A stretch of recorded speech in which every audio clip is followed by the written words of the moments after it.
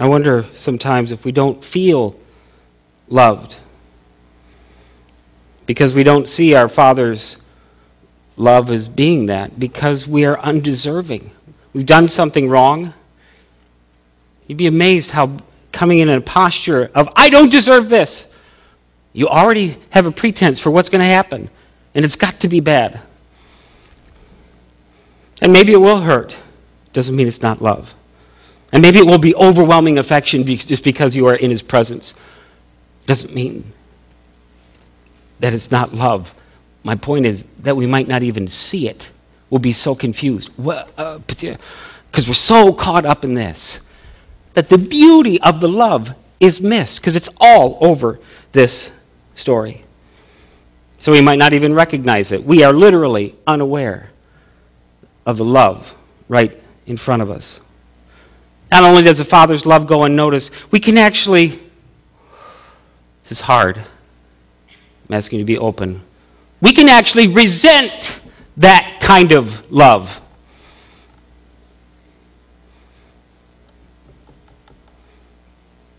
I'm not going to read about the older son, but if you know this story, is that really hard to see?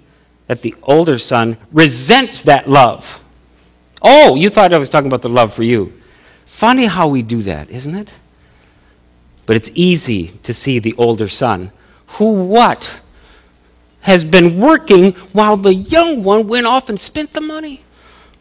And he resents the party. He resents the son coming back. He resents the father's love. It's exactly what he says. Father, how can you love him? How can you throw a party for him? Why didn't I ever get a party for my friends and I? Ooh, Dad's not invited. For my friends. In other words, that son doesn't deserve your love. Is it becoming clear? But I do.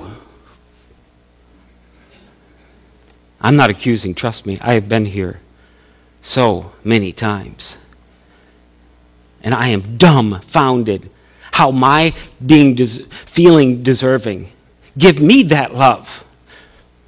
90% of my resentment is over that Russ was a better son, that Russ was an older son. And I have other brothers and sisters. 5. I have resentment all in the middle child, please. The younger ones are spoiled, the older ones get their way. Really? Really? I'm not excusing, I'm not here to flatter my dad like he was, I'd embarrass him if I said he was the perfect father. It's not about that. It's about ourselves. That's what this story is about. Ourselves and our view of love. And God gives us a juxtaposition of love, and they're both us. God says, when you come to me undeserving, you can't imagine the affection that I have. You can't imagine the affection that I have for you. My arms are out. What more do I have to do? But because you're coming with all this shame, I'm in trouble. Do you even think about being loved? I'm so bad. Me. I actually think this one is worse. I think the older son is the point of the whole story. Because he throws a party for the one that was undeserving. He doesn't scold. You can't look for that in this story. He doesn't scold the older son. He doesn't scold either one of them. He doesn't tell the younger one, you missed my love for you. He doesn't tell the older one, you missed my love for you. He just says, everything I have is yours. What more can a father say? But if I'm in a posture of deserving before God, before my dad, I assume that posture I don't like. And I don't feel loved. And quite frankly, the middle child, we're kind of neglected. I deserved more love. I'm an expert at seeing it. I don't see this stuff in story because I'm so intellectual. I get it because my heart is just like cut open every time I read a story like this. Like, oh, there it is again. I got the picture. But I'm convinced it's what God wants us to hear. You're both, and I love you both. Come to me. You can't help it. You're going to feel deserving or you're going to feel undeserving. But will you just do me again, I'm speaking for God. Will you just come to me? Will you recognize that I love you? When it's difficult, okay, come difficult and come frustrated.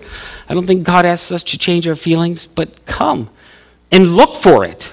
But you got to look for it. Sometimes you really got to look for it. Whether you feel deserving or undeserving, whether I do.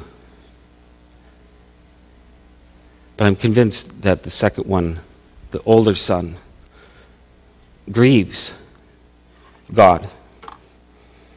Because it says things like,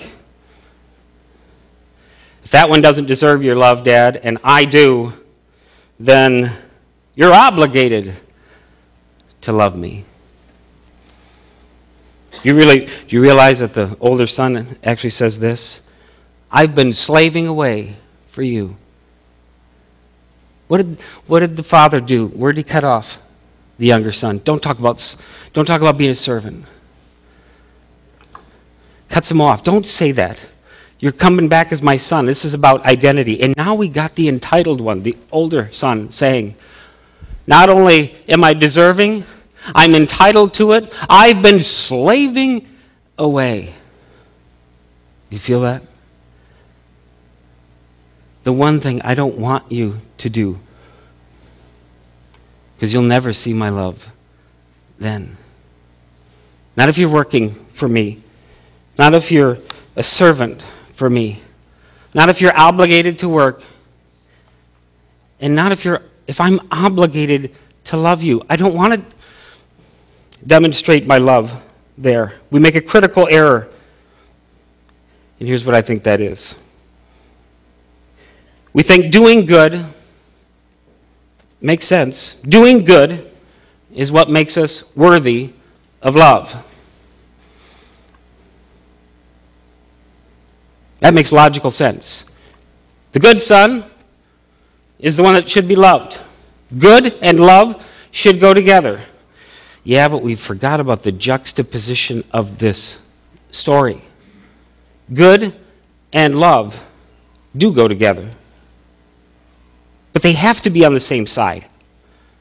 They have to. The father has to be the one that is good. The problem is that you cannot do one, you cannot do good to get the other. Love and good are on the same side. You simply cannot do one to get the other because you cannot have one without the other. Love is not given to the one that is good. It is given by the one that is good. It has to be. Love is good. Love is kind. Love is gracious. My point is that both sons, I think, miss their father's love. The younger, the father's love is lost in him because he thought of himself as undeserving. But it's also lost on the older son who thinks of himself as so deserving that he can't see the father's love going to anybody other than himself. I'm afraid that the best of our Father's love, that my Father's love, is not unlike God's love. The best of it, I wonder how often I missed. It's not about deserving. It's not about trying. It's about learning to accept who it is that we are, made in the image of God, and that He delights in that. Even if you can't comprehend it, does it really make a difference about God's love? Or does He just love? Does love love because that's what it does? Or does it love because of what you do?